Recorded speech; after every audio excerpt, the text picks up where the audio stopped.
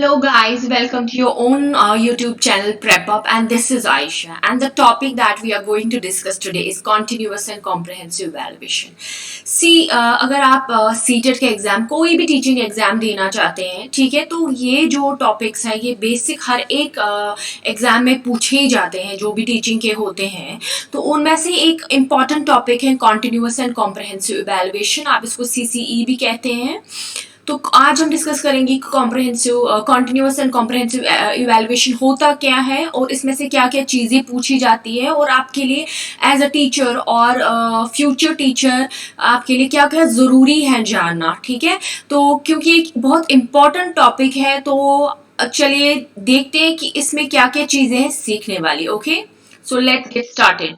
सो सबसे पहले हम डिस्कस करेंगे कि आज हम क्या क्या सीखेंगे। तो मैंने कुछ ऑब्जेक्टिव जो कि आप स्क्रीन पे देख पा रहे होंगे, पहले जानेंगे कि CCE होता क्या है, उसके बाद हम जानेंगे कि फॉर्मेटिव असेसमेंट क्या है, समेटिव असेसमेंट क्या है, जो इसके बहुत इम्पोर्टेंट ये चीज़ें हैं जो इसके रिलेटेड बहुत पूछे जाते हैं, ठीक है। तो चलिए, व्हाट इज CCE। तो सबसे पहले CCE का फुल फॉर्म क्या होता है? It's continuous and comprehensive evaluation. Continuous and comprehensive, इसका मतलब मैं आपको समझाती हूँ कि देखिए, it came into existence in 1986 में, जब national policy of education I. तो उस टाइम की जो गवर्नमेंट थी उन्होंने सोचा कि बच्चों के लिए कुछ ऐसा असेसमेंट या कुछ ऐसे इवैल्यूएशन का सिस्टम होना चाहिए जो कि बच्चों पे बर्डन ना हो, ठीक है। तो ये जो CCE है बेसिकली ये वजूद में ही इसलिए आया ताकि बच्चों का जो बर्डन है, जो बच्चे एग्जाम से डरते हैं, वो कम हो जाए, ठीक है, उनका बर्डन जो है वो कम हो जाए, ठीक। तो इस basically completely student centred approach of assessment और evaluation, okay, and it's continuous and comprehensive in nature, right? So by continuous, I mean that it's carried out over a period of time in an academic year. एक academic year में ये continuous चलता रहता है, ठीक है। and comprehensive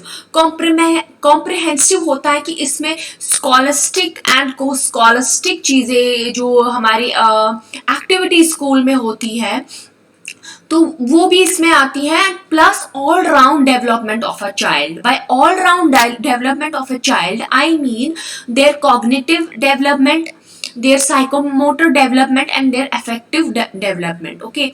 तो इससे क्या होता है कि सारे जो बाय ऑल राउंड डेवलपमेंट होती है, तो इसके ये जो सारे इसके स्टेट्स है, for example cognitive, psychomotor, affective, ये सारे कवर होते हैं, ठीक है। तो ये है CCE। तो आगे बढ़ते हैं, covers all aspects of students development specifically. Growth and development is a continuous process rather than event. देखिए, ये जो ग्रोथ एंड डेवलपमेंट है, जो आपने अगर आपने ग्रोथ एंड डेवलपमेंट पढ़ी होगी, ओके, उसमें आपने पढ़ा होगा कि जो ग्रोथ एंड डेवलपमेंट होता है ये एकदम से हम कोई भी बच्चा अचीव नहीं कर सकता। It's a gradual process, it is a gradual process and you know it's not an event, it's a continuous process. मैंने आपसे पहले भी डिस्कस किया है, अगर आपने मेरी प्रीवियस वीडियोस देखी हो, इसमें मैंने बोला हुआ है कि जो भी चाइल्ड डेवलपमेंट की वीडियोस हैं कि एक बच्चा जो है, फॉर एग्जांपल, एक बच्चे की जो ये pace of reaching each stage of development, okay, it can be slow और fast for some children, but हर एक बच्चा जो है ये स्टेज क्रॉस करता है। फॉर एग्जाम्पल मैं बोलना चाहूंगी कि अगर एक बच्चा है, उसके for example if there is an infant, okay, उसके टीथ पहले आ जाते हैं, ठीक है, उसके टीथ पहले आ जाते हैं, मिल्क टीथ। वो एक दूसरा बच्चा है, उसके थोड़े लेट आते हैं, ठीक है।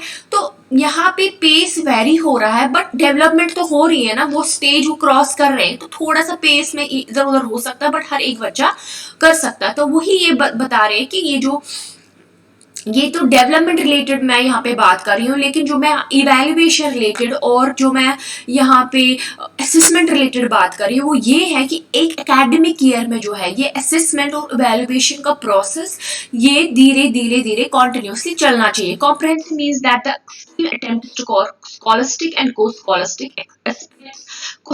स्कॉलस्टिक में हमारे आते हैं सब्जेक्ट्स, स्कॉलस्टिक में हमारे सब्जेक्ट्स आते हैं, फॉर एग्जांपल आपका मैथ्स हो गया, साइंस हो गया, आपका कंप्यूटर्स हो गया, आपका सोशल साइंस हो गया, आपका लैंग्वेज हो गया, ठीक है, आपके जो भी एक्स्ट्रा सब्जेक्ट्स है वो हो गए आपके, तो वो स्कॉलस्टिक में आते हैं। को स्कॉलस्टिक में आपके आएंगे लाइफ स्किल्स आएंगे, आपके एटीट्यूड्स आएंगे, आपके इंटरेस्ट आएंगे, जो स्कूल्स में क्लब्स वगैरह होते हैं जहाँ बच्चे अपनी थिंकिंग को चैलेंज करते हैं, जो उनकी थिंकिंग स्किल्स वो शार्पन होते हैं, उनकी डिसीजन मेकिंग, उनका प्रॉब्लम सॉल्विंग, उनके सोशल स्किल्स, उनके इमोशनल वैल्यूज, इमोशनल स्किल्स, वो सारे एनहेंस होते हैं को स्कॉलस्टिक से। तो ये जो है सीसीई, जब हम कहते हैं ऑलराउंड डेवलपमेंट, तो इसमें स्कॉलस्टिक भी आता है, को स्कॉलस्टिक भी आता है, इनको दोनों को इक्वल इंपॉर्टेंस मिलती है। Emphasis on continuous intellectual, emotional, physical, cultural and social development, तो ये सारी चीजें जो है आपको दिमाग में रख के आपको सीसी के बारे में सोचना है। जब भी आपको एग्जाम में क्वेश्चंस आए तो ये आपको सारा समझ के अच्छे से फिर ही आंसर करना है, ठीक है। तो सीसी का मतलब क्या है? Regularity of assessment. देखिए, अगर आप बच्चे को असेस कर रहे हैं, आप बच्चे का टेस्ट ले रहे हैं, तो उसको बच्चे को पता होनी चाहिए कि आप किस बात का टेस्ट ले रहे हैं।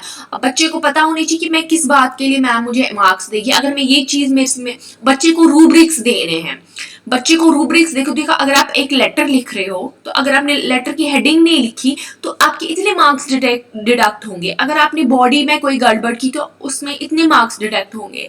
या फॉर्मेट दिखाना है बच्चे को, अगर बच्चे को फॉर्मेट ही नहीं पता हो तो उसको कैसे पता होगी कि मैं किस चीज के लिए असेस मुझे मैम कर रही है, मैम मुझे किस चीज के कितने मार्क्स दे रही है, कितना कौन सा पार्ट ऑफ द लेटर कितना इंपॉर्टेंट है, ठीक है। तो वो चीज बच्चे को समझानी है, बच्चे को पूरा पता होना चाहिए कि मैम किस बात का टेस्ट ले रही है, ठीक है।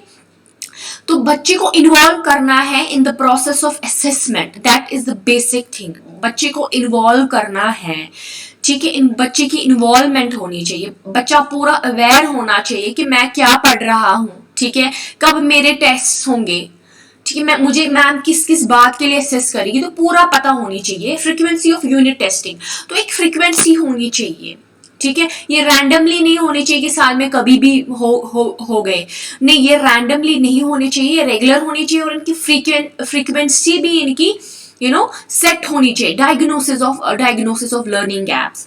तो बेसिकली जो सीसीई है, इसका बेसिक थिंग, जो इसकी बेसिक प्रिंसिपल इसका है कि डायग्नोसिस करना। देखिए, बच्चे को अगर कोई प्रॉब्लम है तो एक टीचर, जैसे डॉक्टर अपने पेशेंट्स का डायग्नोसिस करता है, वैसे ही टीचर भी अपने स्टूडेंट्स का डायग्नोसिस करती हैं, देखती है कि लर्निंग गैप्स कहाँ कहाँ पे। देखिए, आपके क्लास में अगर 30 बच्चे हैं तो 30 बच्चे पूरे एक ही लेवल के नहीं होंगे, उनका जो इंटेलेक्चुअल लेवल होगा वो वेरी करेगा, ठीक है। उसी हिसाब से आपने उनको पढ़ाना है, आपको एक्स्ट्रा क्लासेस लेनी है, ठीक है, 1-to-1 क्लासेस लेनी है, जहाँ पे आपको ये देखना है कि बच्चे को प्रॉब्लम कहाँ पे आ रही है। कोई बच्चा फॉर एग्जाम्पल मल्टीप्लिकेशन की बात कर रहे हैं, कोई बच्चा है जो अभी 2 डिजिट नंबर्स का है मल्टीप्लिकेशन, अभी उसको नहीं आ रहा है, आप उसको 3 डिजिट्स का मल्टीप्लिकेशन, 4 डिजिट्स का मल्टीप्लिकेशन कैसे समझाओगे जब उसको 2 डिजिट्स का नहीं आ रहा है। तो आपको बेसिक से स्टार्ट करना है, ठीक है। जब आप उसके बेसिक्स क्लियर होंगे तभी तो 3 डिजिट का मल्टीप्लिकेशन कर पाएगा, 4 डिजिट का मल्टीप्लिकेशन कर पाएगा। तो this is basically bridging the gaps. तो आपको लर्निंग गैप्स यहाँ पे देखनी। Use of corrective measures, once you have you know where are the gaps, and then you have to use the corrective measures कि हाँ, बच्चे को यहाँ पे प्रॉब्लम आ रही, तो इस प्रॉब्लम को मैं कैसे सॉल्व करूँ। तो then it's up to you as a teacher, right? feedback of evidences to teachers, parents and students। एक बार आपने डायग्नोसिस कर लिया तो बच्चे को भी बोलना, देखो आपको यहाँ पे प्रॉब्लम आ रही है तो इसको हम ऐसे सॉल्व करेंगे, ऐसे सॉल्व करेंगे। आपको फुली कोऑपरेट मेरे साथ करना पड़ेगा, पेरेंट्स को भी इन्वॉल्व करना है, ठीक है। दूसरे जो सब्जेक्ट टीचर्स हैं वो किस तरह से हेल्प कर सकते हैं बच्चे की, उनको भी इन्वॉल्व करना है। और सेल्फ इवैल्यूएशन, बच्चे को it's also called as metacognition. बच्चे को ये रियलाइजेशन होनी चाहिए कि मैम तो इतने एफर्ट्स ले रही है मुझे समझाने में, और मेरी यहाँ पे गैप्स हैं, तो मैं वेयर डू आई स्टैंड, ताकि 1 मंथ के बाद, 2 मंथ्स के बाद, 3 मंथ्स के बाद बच्चा खुद बोल पाए कि मैंने क्या सीखा है। देखिए, जो लेटेस्ट न्यू एजुकेशन पॉलिसी, अगर आपने न्यू एजुकेशन पॉलिसी जो 2020 में आई है, अगर आपने वो नहीं पढ़ी है तो मैं मैं लिंक आई बटन पे आपको मिल जाएगी, तो वो आप देख सकते हैं कि उसमें ये स्ट्रेस दिया गया है कि बच्चा खुद को खुद ही इवेल्युएट करेगा, वो खुद को खुद ही मार्क्स देगा, खुद को खुद ही जज करेगा, rather than his parents, teachers और other peers judging him. He will speak for himself. वो खुद बोलेगा कि अगर मैंने साल के पहले महीने में इतना सीखा है, दूसरे महीने में, तीसरे महीने में, फोर्थ, फिफ्थ, सिक्स्थ में मैंने कहा, और by the end of the year मैंने कितना सीखा है। तो बच्चे को इतना अवेयर करना है। वो स्पून फीडिंग, वो क्रैमिंग, रोड लर्निंग, इस सीसी में उसकी कोई जगह नहीं है। Moving on, role of CCE. CCE का क्या रोल है, इसकी क्या फंक्शंस है? आइडेंटिफाइंग स्टूडेंट प्रोग्रेस, बच्चा किस तरह से प्रोग्रेस कर रहा है, कहाँ पे प्रॉब्लम्स है, कहाँ पे उन प्रॉब्लम्स को सॉल्व करना है, तो ये सारा इसमें आ जाता है। रिमीडियल मेजर जो कि एक टीचर को लेने हैं, इसमें पेरेंट्स का फुल सपोर्ट होना चाहिए। Avoiding negative feedback, as a teacher आप नेगेटिव फीडबैक बच्चे को नहीं दे सकते हो ऑन फेस। आप उसको नहीं बोल सकते हो नहीं आपका ये है, जो पुराने जमाने में टीचर्स जो होते थे वो छड़ी का इस्तेमाल, पनिशमेंट्स, ये वो कॉर्पोरल पनिशमेंट्स होती थी। Today is there is no place for such punishments in today's modern education system. Okay, child is one of the stakeholders in this process, and you need to take them into confidence. Okay, because it's a student centered education system wherein you need to involve the student. They should know as to what they are learning. Variety of teaching materials and techniques. आपको जब आपने diagnosis किया, उसके बाद आपने फिर से बच्चे को वो चीज पढ़ाई, ठीक है। See, it requires a lot of planning on a part of a teacher. Teacher को बहुत ज्यादा प्लानिंग करनी पड़ सकती है, और उसी हिसाब से उनको डिफरेंट मेथोडोलॉजीज, टेक्निक्स उसको चेंज करते रहने हैं जब तक वो डिजायर्ड गोल अचीव नहीं होता। एक्टिव इन्वॉल्वमेंट ऑफ लर्नर, जो मैं पहले ही बोल चुकी हूँ। Recognising and encouraging specific abilities of learners. देखिए, बच्चे की एबिलिटीज को रिकॉग्नाइज करना। एक बच्चा अगर मैथमेटिक्स में वीक है, जरूरी नहीं इंग्लिश में वीक हो, ठीक है, जरूरी नहीं वो को करिकुलर एक्टिविटीज या स्पोर्ट्स एक्टिविटीज में वीक हो। हर एक बच्चे में कोई सेट ऑफ एबिलिटीज होती है, टैलेंट होता ही होता है, एक से फेयर में नहीं है, दूसरी जगह पे है, ठीक है। तो एज अ टीचर आप you need to recognise that, okay, and you need to bring it to the notes of other teachers, and you need to bring it to the notes of parents as well, so that they can give it a boost.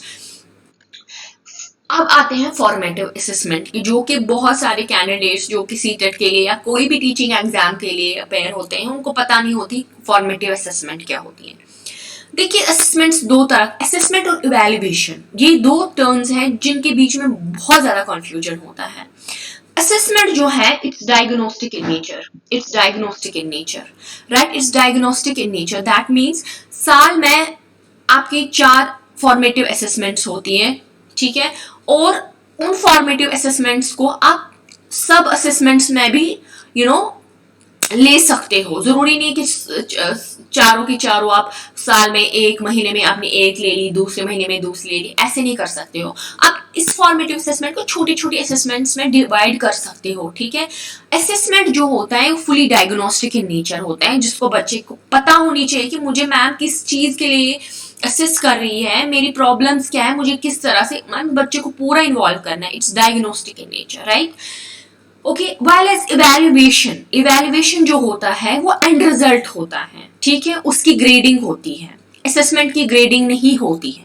इसमें आप बच्चे को उसको एक आईना दिखाते हो, ठीक है। See where, this is where you stand, this is where is the problem, this is where you need to improve, ठीक है। असेसमेंट जो है वो कंटिन्यू होती रहती है साल में, ठीक है।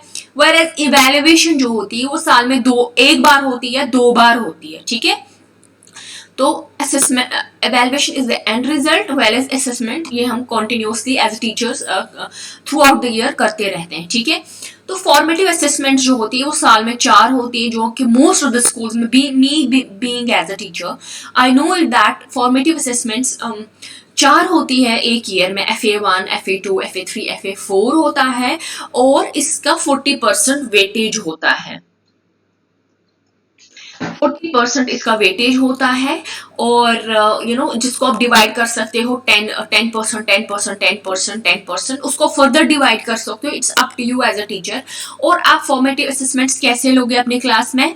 ऑरल क्विजेज आप क्लास में कर सकते हो, असाइनमेंट्स कर सकते हो, कन्वर्सेशन स्किल्स कर सकते हो, प्रोजेक्ट्स कर सकते हो, ग्रुप वर्क कर सकते हो, ठीक है। तो these are the various ways of conducting formative assessments in a class. You can divide them further.